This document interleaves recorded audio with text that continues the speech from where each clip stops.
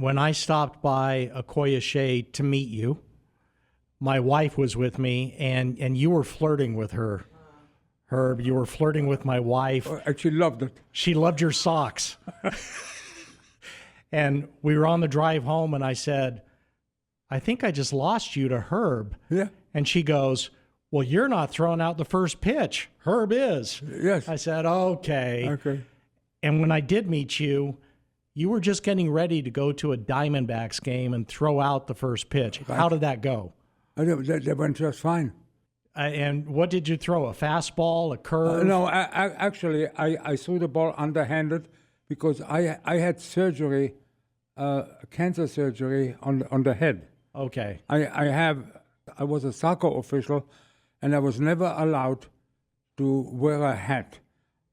I didn't realize that you went through that surgery. Congratulations. You look great. Right. So you said something interesting there, and I knew that you were a referee in soccer. Yeah. But soccer referees can't wear hats. I never thought of that because NFL does, like football. I know, but NFL is not a sport. I love it. Here we go. The NFL is a religious sport because they kneel at the end of the game, right? Here we go. From a guy born in Europe now, we're going to get the soccer stuff coming through. Yeah. Let me ask you about being a referee in soccer. Right. You're the vanilla and the Oreo between two teams. They're twisting. You're always the bad guy. Do you ever get used to that? Yes. I've lost more soccer games than anybody else in the world. I've been blamed for losing soccer games, you know, for my bad calls, you know. You're the reason we lost. Right. And you had a couple catchphrases. When you would give somebody a penalty, you'd say, gotcha. Right. And of course, in soccer, I ran into a problem also because of my accent. So I've been called an F, you know, F-U. Really? Nazi. From the players? From the players. That's an immediate ejection, isn't it? Well, after I eject a player, I've been called an F-Nazi several times, and I've also been called an F-Jew. So when they were calling you abusive names, right. Did they, like, using the word Nazi, did they know anything about your background? Some people did, I guess. Whew.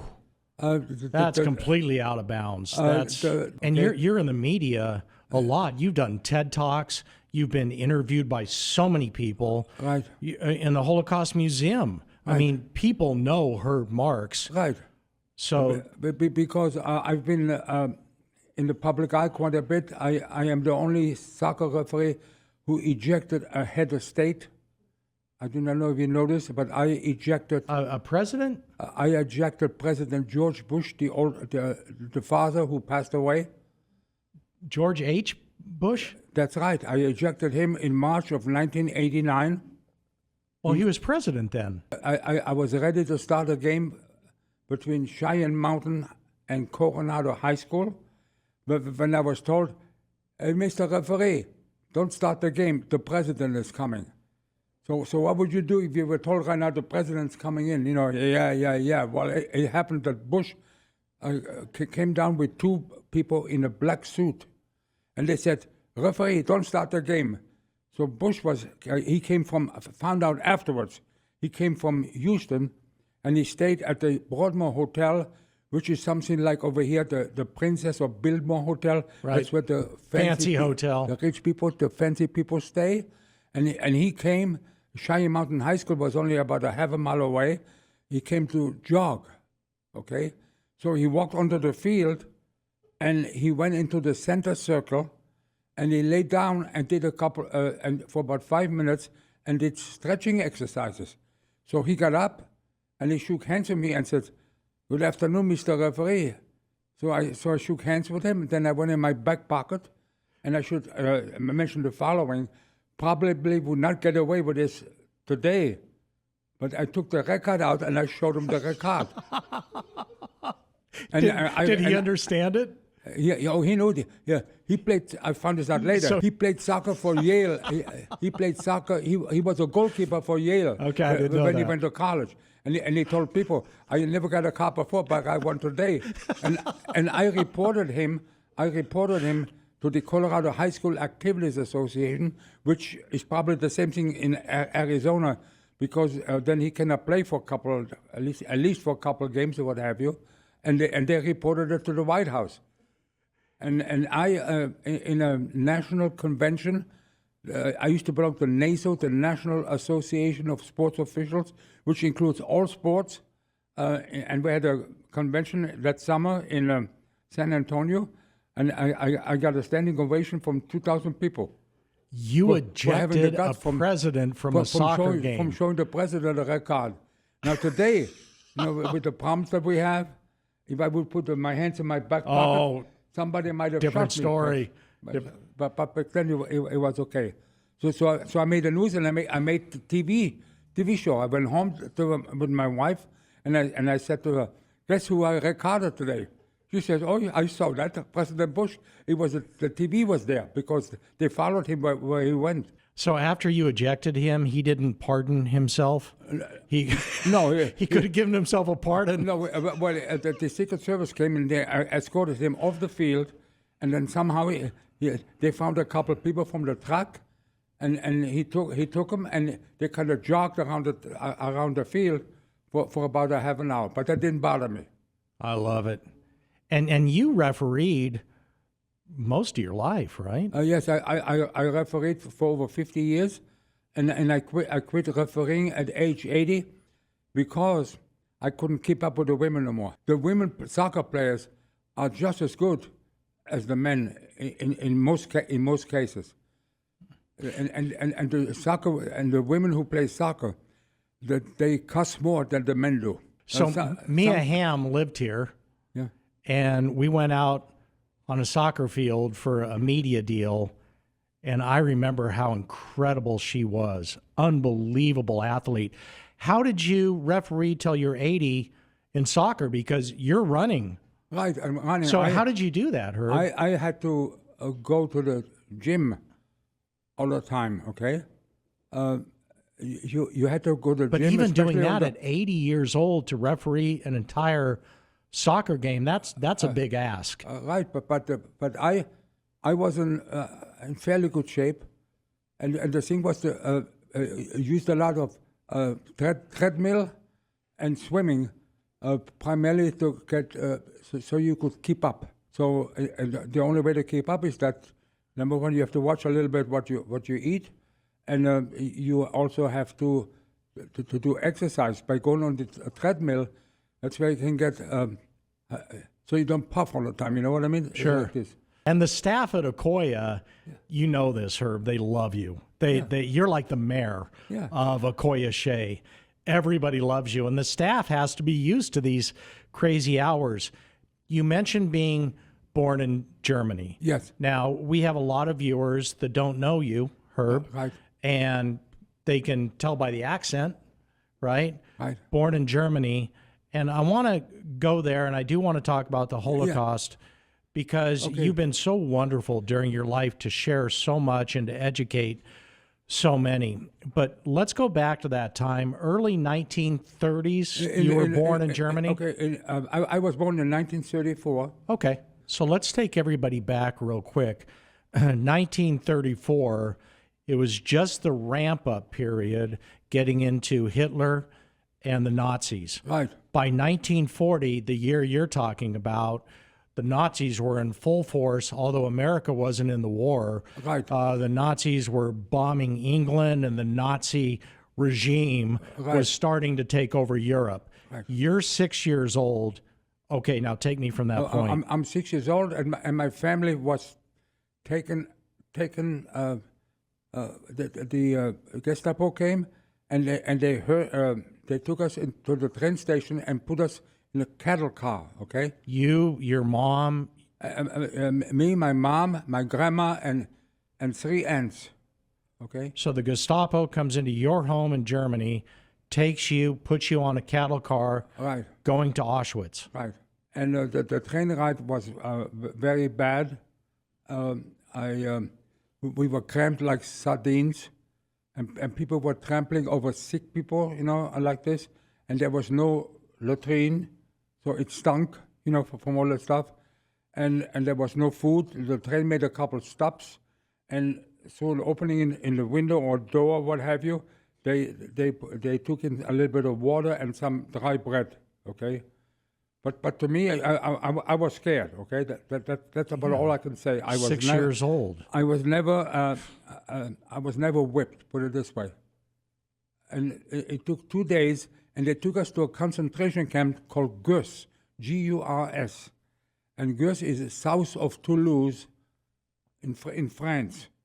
And Toulouse today is the headquarters of the Airbus. That's where they make the Airbus. It's like the Seattle of the United States. And the Nazis have already taken over France at this point. And the Nazis took over France Yeah. without firing a shot, as you probably know. But the French resistance was very active. So they put us we got off the train, which was an awful ride, and a lot of screaming from the people, we were like sardines. But I was young, okay? And they put us in a concentration camp called Gurs. Your family stayed together? Yeah, we stayed together. I stayed on the same bed as with the mother, Okay. and it was scary. However, I did see people. I heard shots. I saw people falling over. I saw people bleeding or what have you, and I also saw dogs, which turned out to be German shepherds, attack some prisoners or what have you. But I did not really realize what killing was. You're 6 years old. Right. Now, I did, it was very bad because we had no latrines. We had some latrines, some open latrines in the middle of between two sides of the bunks. There was a latrine with no privacy. no privacy whatsoever. But they used me and a couple other kids, and I don't remember these kids being in the same barrack as I was. They used that they would bring bread and water on trucks, and they used me as a 6 or 7 year old. I would open my hands, and they would put bread, baguettes, on our arms. Like firewood. Then I would walk to my barracks, and I would hand the stuff over to my mom, and my mom was required to pass it out for everybody in the barracks. I do not know how many people were in the barracks, but probably at least 50, I would think. And there was a lot of people because they were fighting for the bread. There was never much left from the bread. The Germans also used me, giving us small buckets of water, and we carried the water. I remember only one at a time, because otherwise you would spill everything. We brought water to the barracks, and I brought water to the barracks where my mom was. My mom and my grandma and my three aunts, and to get some more food. The German soldiers that they were together, the guards they were all together in some places, and there were trash cans there, and I remember going through the trash cans, and I picked up any food, any bread, or I remember like sardines or something like this, whatever the Germans, and salami or whatever they had. I picked up some of the food that I saw in the trash cans, and I brought it to my mom. Oof.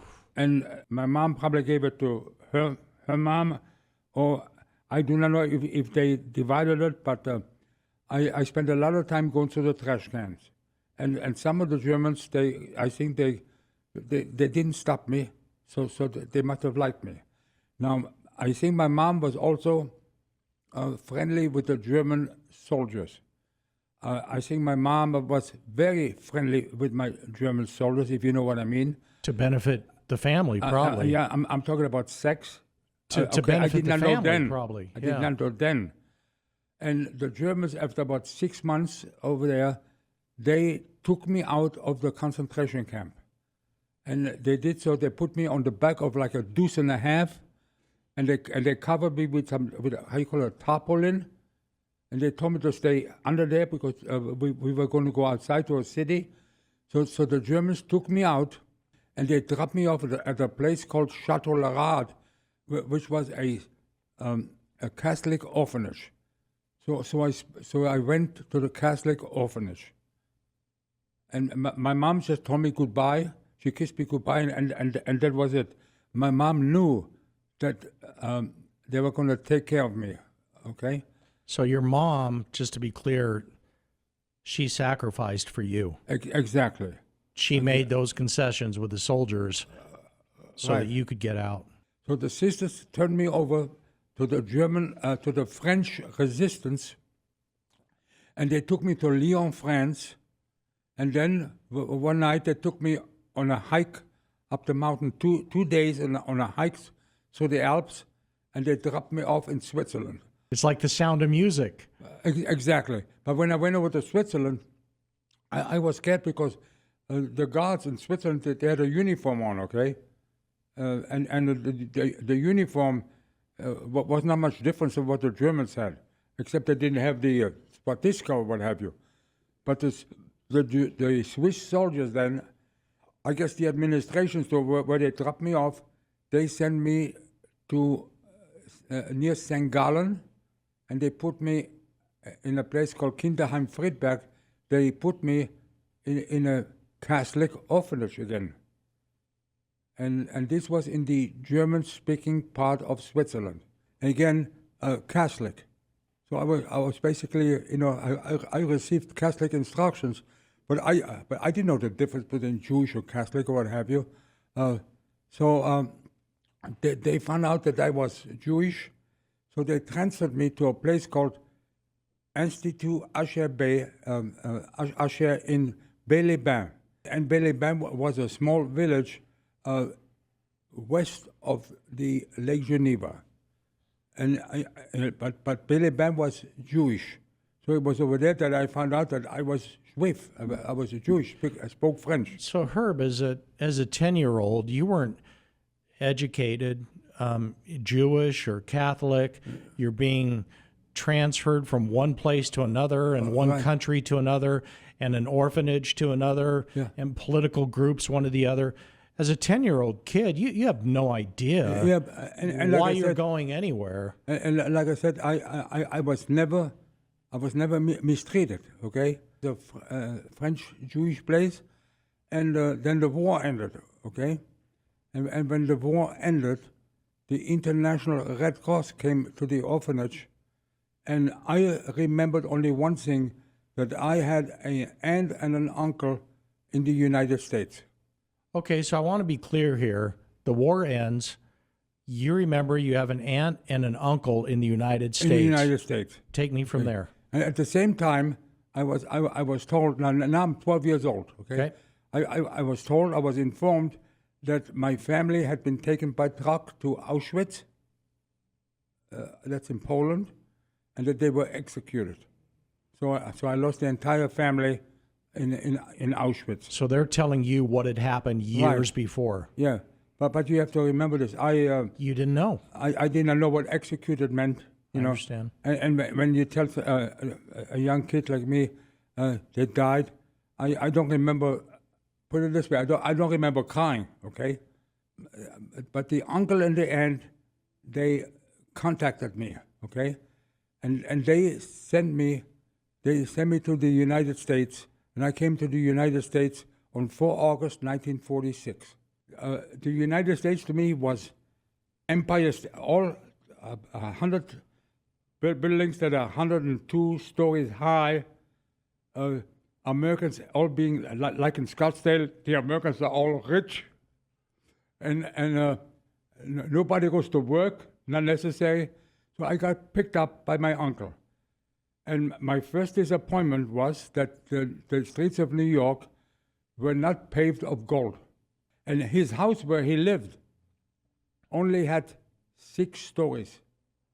Now this to me was very disappointing because I saw the USA, all skyscrapers, and he lived 6 stories. Mm-hmm. But anyway, I went in there, I was disappointed. And the worst thing was that on Monday morning, my uncle had to go to work.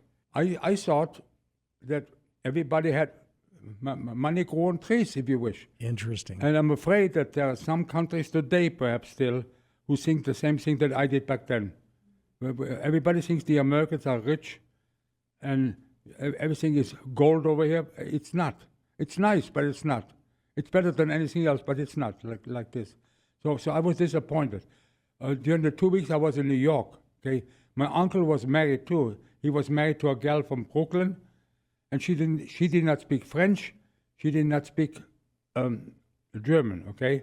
So I couldn't speak to her. But my uncle took me to a baseball game in August of 1946, and it was a game between the Boston Red Sox, Ted Williams, and the New York Yankees, Joe DiMaggio and Mickey Mantle. That was your first game? My first game. He picked a good first game for you. Red Sox, Yankees, doesn't get bigger than that. However, I was very much surprised. Remember, this was August 1946. I saw a bunch of older men running around in the field with gloves in their hand. So Not I asked understanding my uncle, the game. What are they wearing gloves for? What are these bags for? Why is the fence there? It's not cold outside. Sure. And then I saw them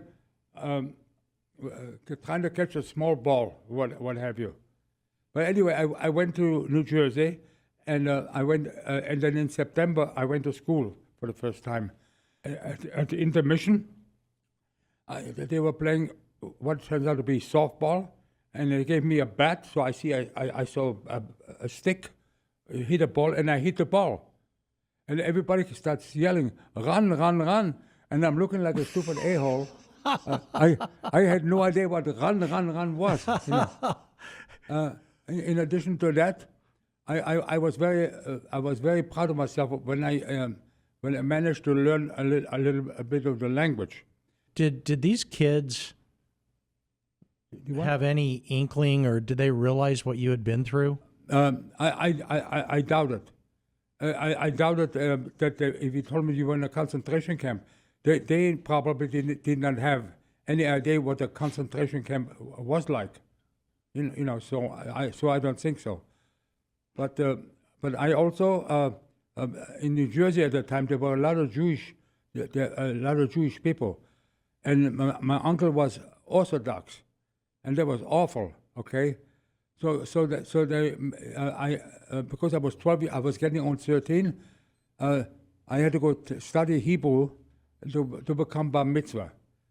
So in high school, 15 through 18, were you starting to fit in and make friends and become yes, somewhat popular? You weren't bullied anymore. You kind of were fitting in. I became one of the girls. Okay, I tell you why. So I did want to be a farmer.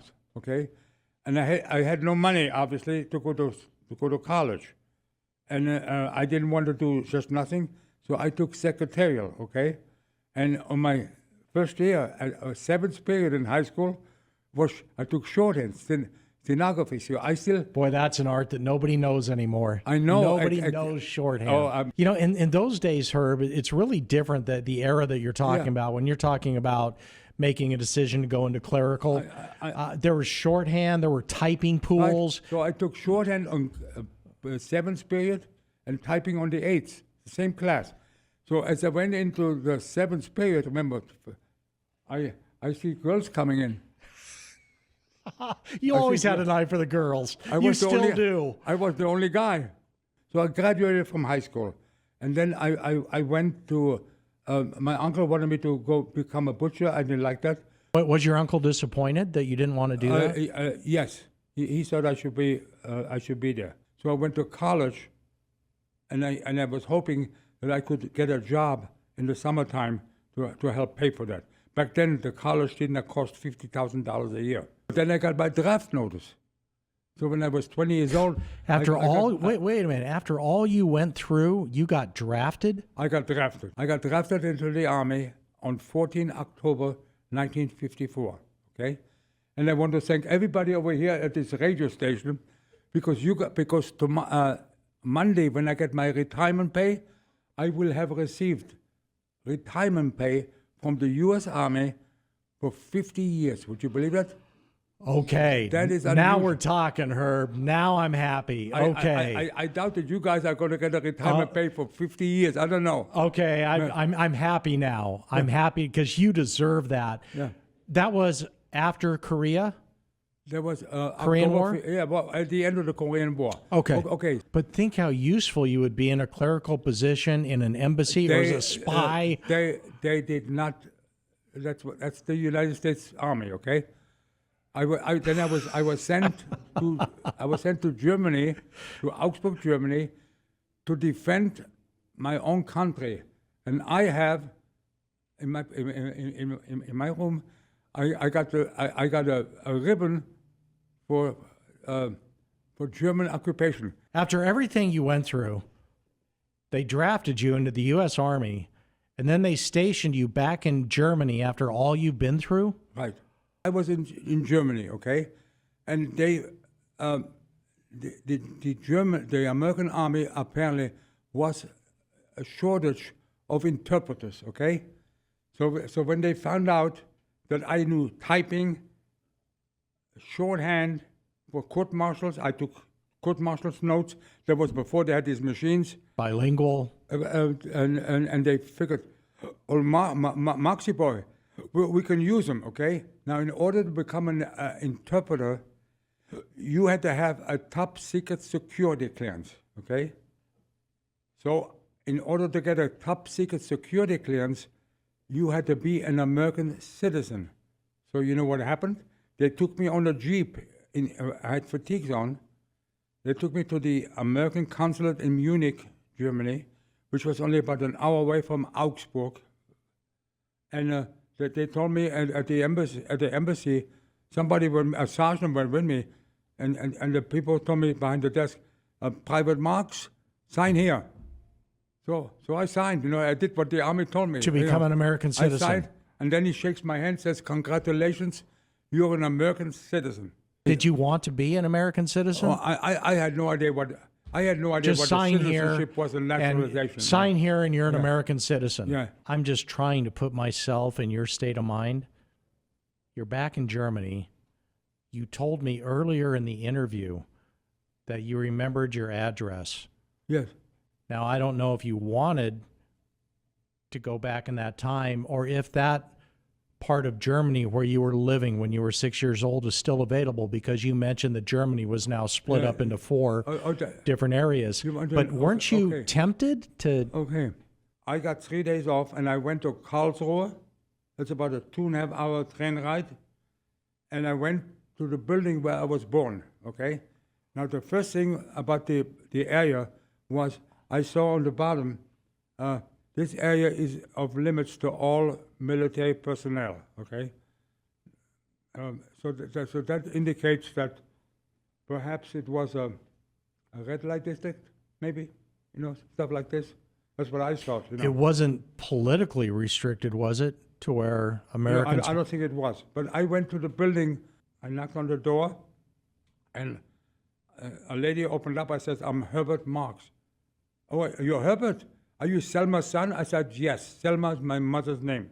Okay. So it had been 20 years since the Nazis came in and took you by train, you and your family. And they occupied that house. Okay. Then one of the ladies says to me, now this is the first time I heard this, "Have you met your father?" Remember, I've never met my father in my life. Because they knew him, right? And this lady asked me, "Have you met your father?" I was, "What?" And I said, "No." Then she said, "Would you like to meet him?" I said, "Meet him? Well, he was where alive? Does he live? He lives 2 blocks from here. So, do you want to see him?" I said, "Yes." So she took me, this one lady took me 2 blocks into a building, and she knocked on the door, and come in, what have you. And there is an elderly man sitting in the kitchen, on the kitchen table, because that's what the Germans always did. You sat in the kitchen, and then if you were a family or a good relative, you got to sit in the living room, you know. Herb, did you have any idea he was still alive? So here's this elderly gentleman, and she says, "Mr. Palmet, this is your son, Herbert. And this is how I met my father for the first time in my life." Did he know that you were alive? I have no idea. Because he probably thought that at Auschwitz... he was in shock, okay? I knew that. He was there. I mean, he was shocked. He didn't expect me, okay? Like, I didn't expect him. Only thing I know is that there were 2 pictures of a couple girls with a cross hanging there. So I asked, what religion are they? Oh, your father is Lutheran, and these are your half-sisters. I never met these ladies, never before. And after half an hour, I left. He did not talk very much. He was in shock. And I never went back to see him because I had no feeling at all towards that man. He was a complete stranger. And his name was not Marx. His name was Berthold Palmet. And he was a master carpenter. And I didn't inherit anything from him, that's for sure. So I said, the hell with it, transfer me. So they transferred me to the headquarters 7th Army, and I was assigned to the 30th Army Postal Unit. And this is where I met Elvis Presley. First time I remember, who are you? But you know I'm Elvis Presley. I didn't know that. So I handed him his mail. He got a lot of foreign mail from his admirers in Germany. So I would take some of his mail, okay, in our break room and put it on the stove with water, and over the smoke, when the water was boiling, I was able to take some of the stamps off. Oh, now, this was not I stamps get it. They were used stamps. But I get it. They looked nice for my stamp collection. But he never noticed. So, but that's why I met Presley. But like, I met him at least, I would say, half dozen times. But I just handed him the mail and good morning and stuff like this. You know what, Herb? One of the things I love about Okoye Shea and Cogir, and one of the reasons I'm so proud to be part of the Cogir family, is it's happy. And when you go to Cogir, everybody's living their best life. They're living. They're doing hobbies. They're community-minded. They're eating with each other. They're laughing. They're smiling. Hi. They're having camaraderie and company. You're watching your soccer games. Linda's going to come over and celebrate with you. I love that. I'm happy for you. Herb, this has been a pleasure. Thank you. Oh, you're going to sing for us. Go. Edelweiss, Edelweiss, every morning you greet me, small and white, deep and bright, you look happy to meet me. Blossoms of snow, may you bloom and grow forever. Edelweiss, Edelweiss, German, ach, ich hab dich so gerne.